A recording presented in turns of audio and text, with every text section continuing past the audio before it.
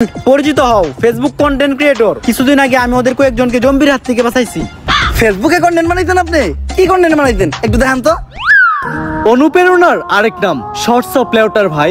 ভাইয়ের লেউটা চাটা ছাড়া আমার আর কোনো যোগ্যতা নাই। ছোট লেউটা বড় লেউটা তাতে কোনো সমস্যা নাই। যদি ভাইয়ের লেউটা চাইটা মাসে লাখ টাকা কামানো যায়।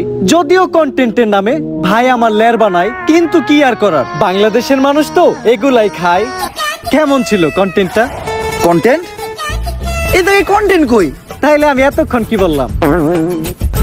এইটা আবার কেমন কন্টেন্ট? এইটাই লেউটার কন্টেন্ট। এই লেউটার কন্টেন্ট মানে কি কোনো ইনকাম টিনকাম হয়? এই লেউটার কন্টেন্ট বানায়া আমার এক মাসের ইনকাম 40 লাখ টাকা। ভাই কোনো মতে কি আমার এই লেউটার কন্টেন্ট বানানো শেখানো যায় না? শোনো, তুমি যদি আমার কাছ থেকে এই লেউটার কন্টেন্ট বানানো শিখতে চাও তাহলে প্রতিদিন তোমার আমাকে 10,000 টাকা করে পেমেন্ট করতে হবে।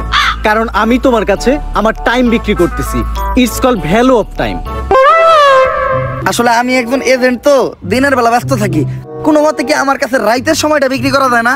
হ্যাঁ অবশ্যই, কিন্তু রাত্রের চার্জটা একটু বেশি, 30,000 টাকা।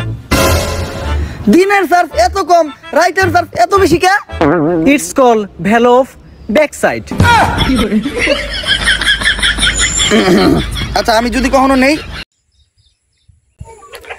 এক সময় তুমি তোমার মারে নিয়ে তোমার নানিরে নিয়ে ভিডিও করছিলা, আর সেই ভিডিও নিয়ে কিছু মানুষ রোস্টিং করছিল, আর তখন আমি তোমার পক্ষ নিয়ে তোমারে সাপোর্ট করছিলাম, তোমারে ভালোবাসছিলাম।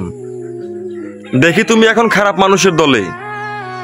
বেলাল ভাই নাকি লেওরার কন্টেন্ট করে। বেলাল ভাই আসলে ভালো কন্টেন্টই করে।